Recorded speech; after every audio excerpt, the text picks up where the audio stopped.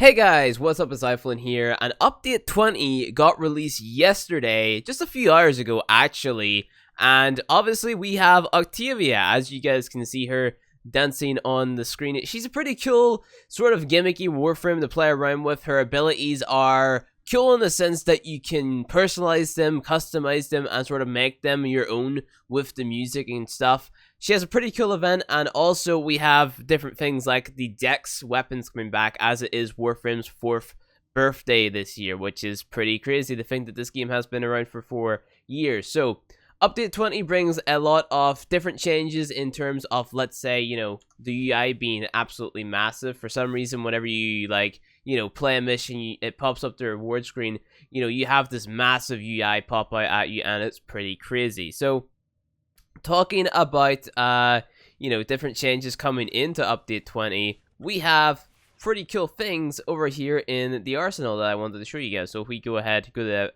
appearance, and we go to the Captura, you can see that we have a pretty cool new feature to play around with because, making pretty pictures and thumbnails and stuff.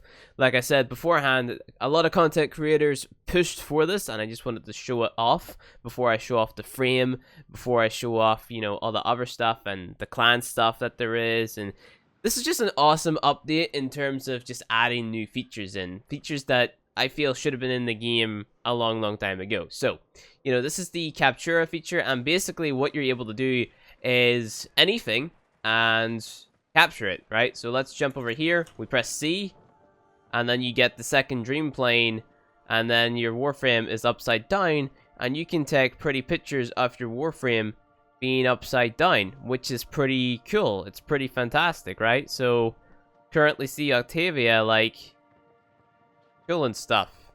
I think it's pretty legit. So yeah, you also get slow movement, so there's a lot of different things you can do with this Captura feature. So let's say we do this and then we hold it.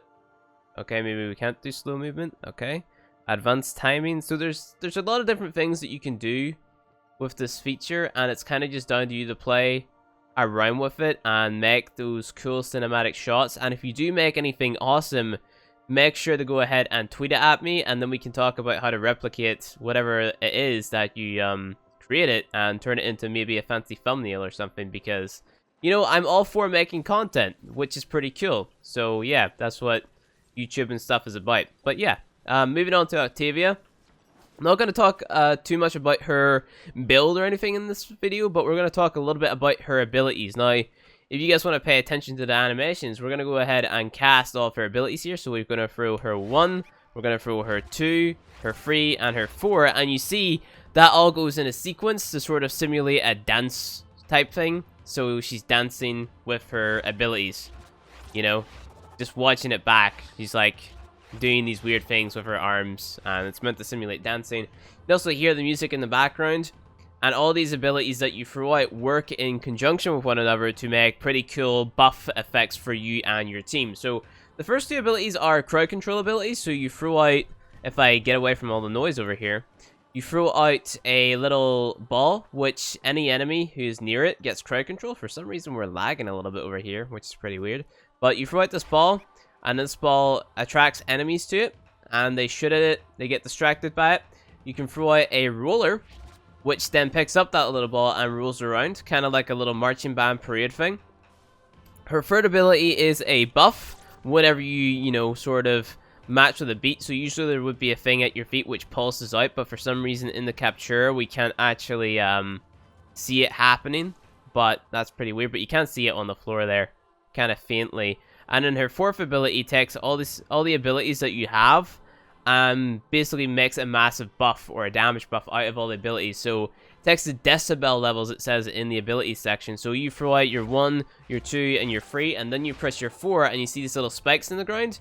Now, if you didn't have any abilities active, these spikes would not be bouncing up and down, and that would just basically signify that, okay, well, your buff currently isn't working, so, do something about it type of thing, So, that's that, and then that gives you a pretty good buff. I don't feel as if the, the stats that the buff gives you are necessarily large. Like, it's not a massive stat buff, but again, we'll talk about that there whenever I have the frame form it up and have a lot of form on her and all that good stuff. But I will give you guys a quick glance at the abilities in the section right here, so you can sort of get a feel for you know, how much you have to really invest into her in terms of the build, because you have to invest a lot to get all these sort of stats green. So you want to be going with range, duration, strength, and efficiency to really play this frame to the best possible potential, I want to say. Moving on from that, though, we have 2 new weapons coming with her. I've actually formed these twice already. I think I've done the rifle, known as the Tenora, twice, and the pistol, known as the Pandero, 3 times, which is pretty awesome.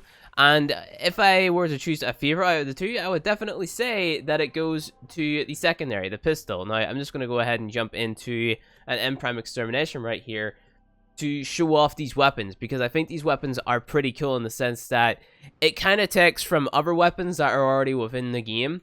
So let's say with the first rifle right here, we shoot it and it spins, and it's kind of like the Gorgon in the sense that the more you shoot it, the faster it gets, and that's pretty cool. Like an LMG, but you know, it has a twist to it. It has an alt fire, so you can charge it up and turn it into like a very high powered single shot weapon, you know. It's got cool reload animation as well, and it's just a pretty fun weapon to play around with. I'm, like I said, not taking a too in-depth look at the stats because, you know, I'm just kind of doing an overview right now. And then we have the secondary, which is the pistol, which reminds me of McCree from Overwatch, right? So this one is a single shot pistol.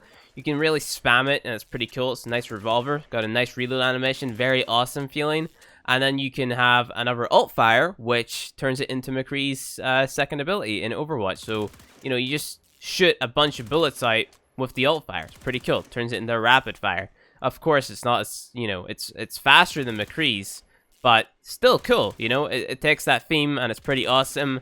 And it's a cool feeling weapon, you know, both of them are. And I really like both of them, so that's that. So I guess I can show Octavia's abilities again in here. Makes a little bit more sense because I guess they're more visible here, and you can see the buffs up in the top right hand corner as well. But yeah, I showed you the Captura, I showed you the frame, I've showed you the weapons. So we're going to jump out now. There's also some cool UI changes as well. But we're going to jump out, talk about the Dex event, which is, of course, Warframe's 4th birthday. And you basically get the Dex weapons, so the Dex Dacra, Dex Furus, and the Dex...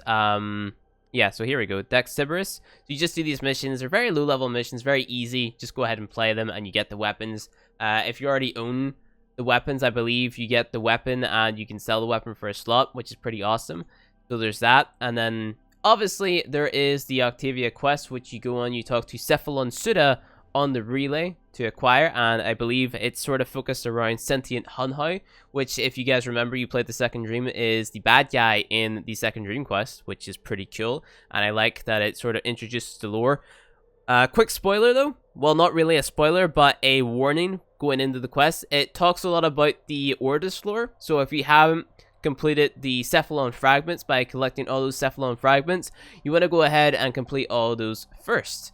But moving on to the clan changes, which in my opinion is the more interesting change of this patch, is the affinity for clans. So if you take a look here, rank 9 Moon Clan, and then you have next rank in. I believe we're at max rank already. But basically what this sets up is kind of like a leveling factor for clans, and you get to see all these different cool looking, you know, mastery emblems, which I guess it just adds more of a feeling of, okay, this is how experienced said player might be, and you have that symbol to sort of signify that. But if we go ahead and jump into the dojo here, we're gonna see a new thing. And what this is, it's like a contribution thing. So it's right in front of us. We put it right here because it's very important. Basically, it's gonna have your clan emblem displayed on it, and if you come over here and you participate in it, basically what's going to happen is you're going to get 45,000 endo if you're in my clan, and you have 3 days to actually come and do this. So if you're in my clan and you haven't came into the dojo and interacted with this thing yet and claimed your 45,000 endo, I suggest you come here and do that as soon as you can, because 45,000 endo is a lot of endo. That's, you know, a pretty decent amount of mods that you could level up with that amount. So yeah, you want to make sure you come here and do the thing to get the thing. I think that would be pretty cool.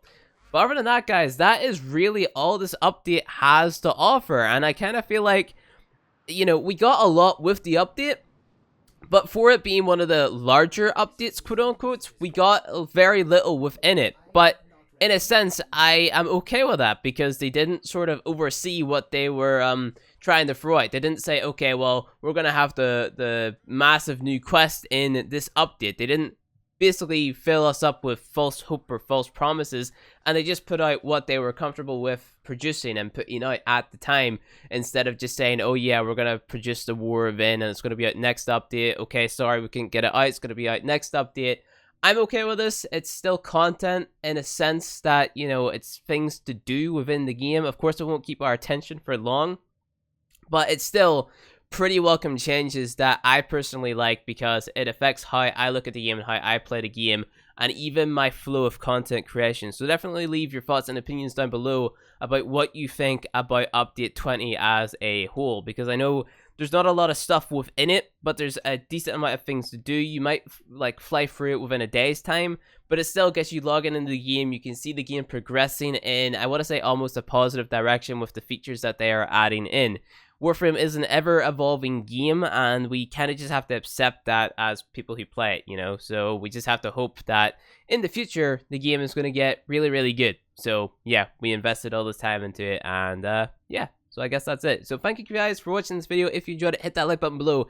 And you want to see more Warframe content from me, hit subscribe, and I'll see you guys in the next video.